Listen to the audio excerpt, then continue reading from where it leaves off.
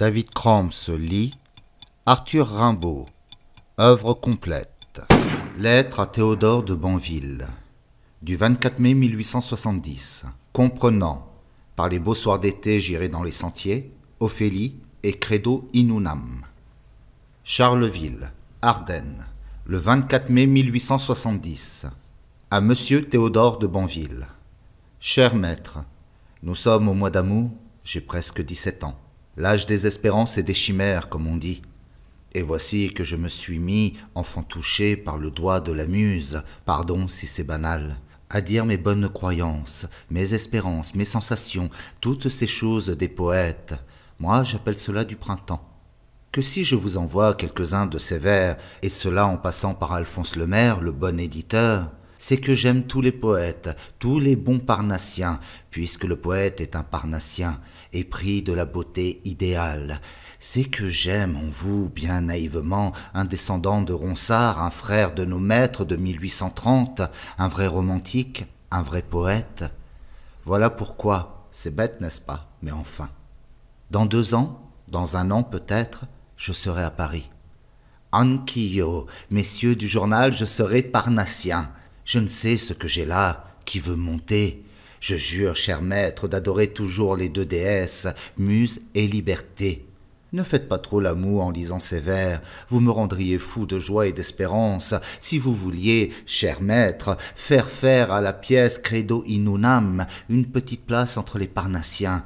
Je viendrais à la dernière série du Parnasse, cela ferait le credo des poètes. Ambition, ô folle.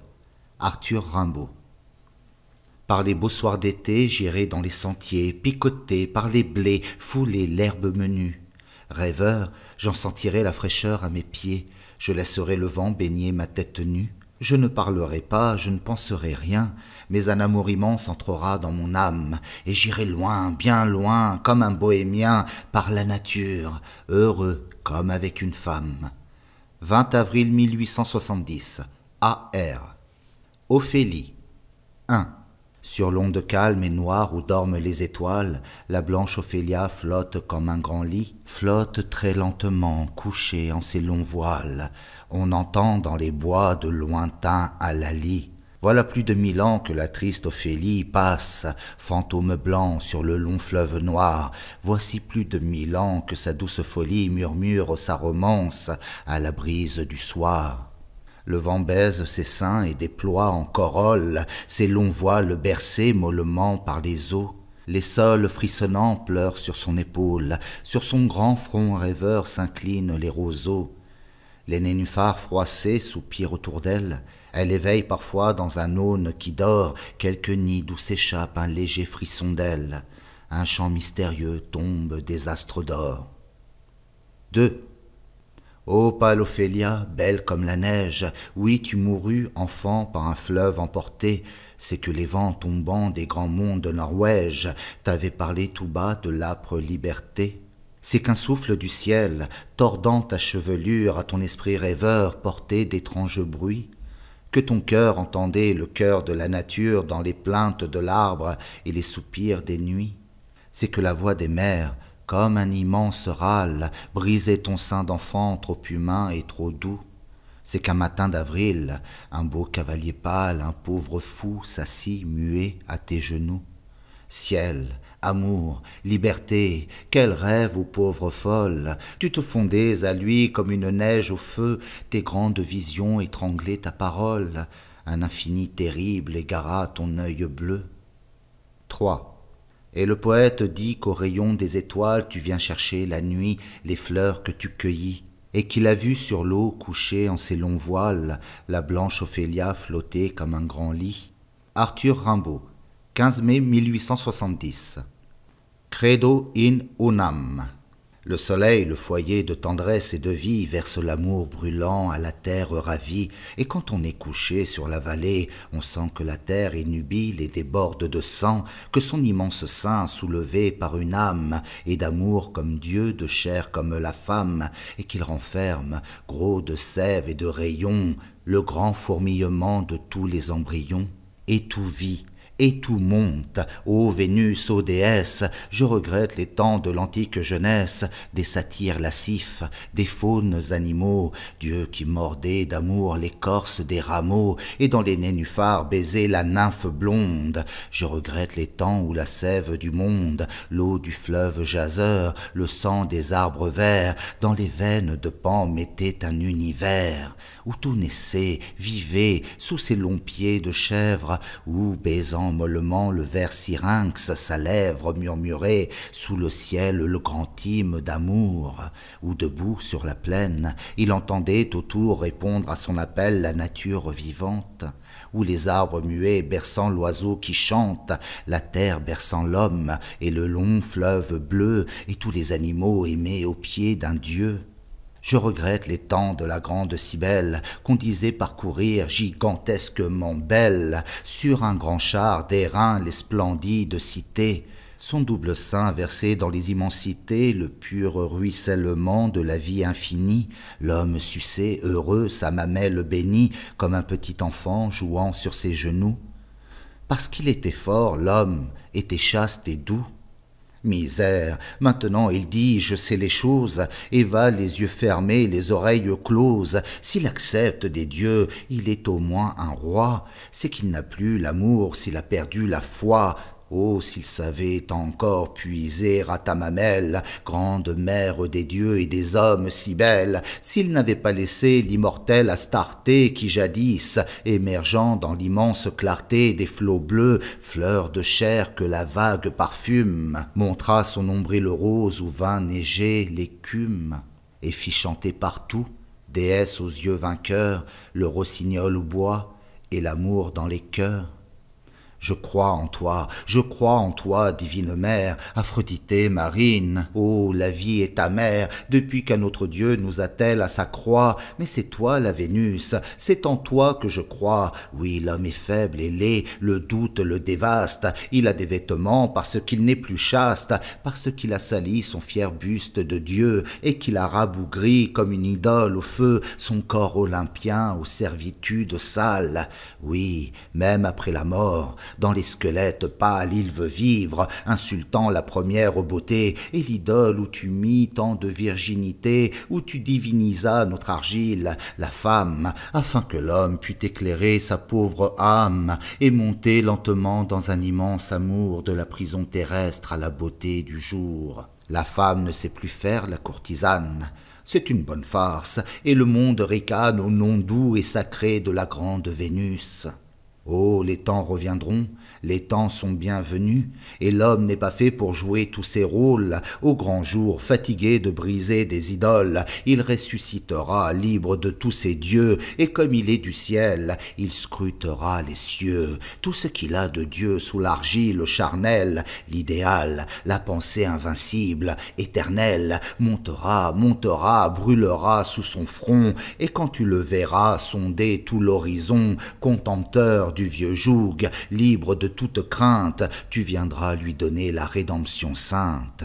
Splendide, radieuse, au sein des grandes mers, tu surgiras jetant sur le vaste univers l'amour infini dans un infini sourire. Le monde vibrera comme une immense lyre dans le frémissement d'un immense baiser. Le monde a soif d'amour, tu viendras l'apaiser. Oh, l'homme a relevé sa tête libre et fière, et le rayon soudain de la beauté première fait palpiter le Dieu dans l'autel de la chair. Heureux du bien présent, pâle du mal souffert, l'homme veut tout sonder et savoir. La pensée la cavale longtemps, si longtemps oppressée s'élance de son front, elle saura pourquoi, qu'elle bondisse libre, et l'homme aura la foi. Pourquoi l'azur muet et l'espace insondable, pourquoi les astres d'or fourmillant comme un sable? Si l'on montait toujours, que verrait-on là-haut? Un pasteur mène-t-il cet immense troupeau de mondes cheminant dans l'horreur de l'espace? Et tous ces mondes-là, que les terres vastes embrassent, vibrent-ils aux accents d'une éternelle voix?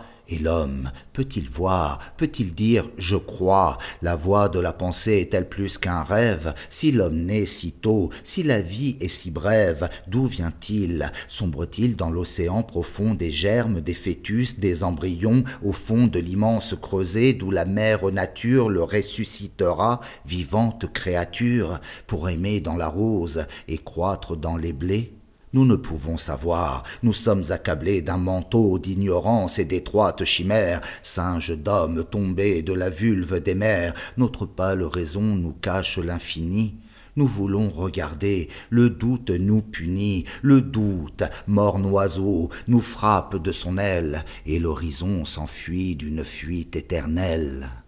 Le grand ciel est ouvert, les mystères sont morts devant l'homme debout qui croise ses bras forts dans l'immense splendeur de la riche nature. Il chante, et le bois chante, et le fleuve murmure un chant plein de bonheur qui monte vers le jour. C'est la rédemption, c'est l'amour, c'est l'amour.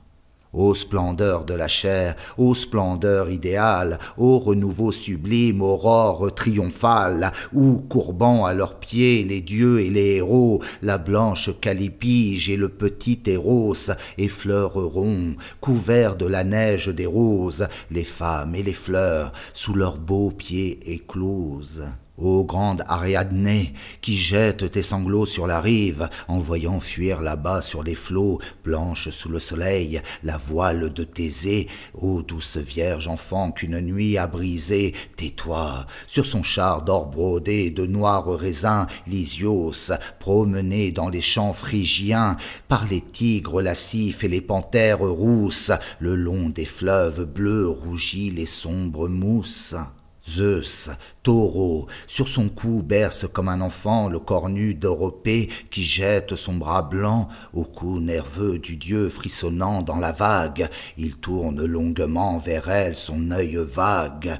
Elle laisse traîner sa pâle joue en fleurs au front du dieu. Ses yeux sont fermés. Elle meurt dans un divin baiser et le flot qui murmure de son écume d'or fleurit sa chevelure. Entre le laurier rose et le lotus jaseur glisse amoureusement le grand cygne rêveur, embrassant la Léda des blancheurs de son aile. Et tandis que Cypris se passe, étrangement belle, et, cambrant les rondeurs splendides de ses reins, étale fièrement l'or de ses larges seins, et son ventre neigeux brodé de mousse noire, Héraclès, le dompteur, et comme d'une gloire, couvrant son vaste corps de la peau du lion, s'avance, front terrible et doux, à l'horizon. Par la lune d'été vaguement éclairée, debout, nu et rêvant dans sa pâleur dorée que tache le flot lourd de ses longs cheveux bleus, dans la clairière sombre où la mousse s'étoile, la dryade regarde au ciel mystérieux. La blanche Sélénée laisse flotter son voile craintive sur les pieds du bel Endymion et lui jette un baiser dans un pâle rayon. La source pleure au loin dans une longue extase, c'est la nymphe qui rêve, un coude sur son vase, au beau jeune homme fort que son onde a pressé. Une brise d'amour dans la nuit a passé, et dans les bois sacrés, sous l'horreur des grands arbres, majestueusement debout, les sombres marbres, les dieux au front desquels le bouvreuil fait son nid, les dieux écoutent l'homme et le monde infini. 29 avril 1870. Arthur Rimbaud. Si ces vers trouvaient place au Parnasse contemporain, ne sont-ils pas la foi des poètes? Je ne suis pas connu, qu'importe, les poètes sont frères, ces vers croient, ils aiment, ils espèrent, c'est tout. Cher maître, à moi, levez-moi un peu, je suis jeune, tendez-moi la main. Tu as aimé ce poème, alors clique sur j'aime, abonne-toi, laisse un commentaire, partage. Et clique sur la petite cloche là en bas. Comme ça, tu seras informé de toutes les nouveautés.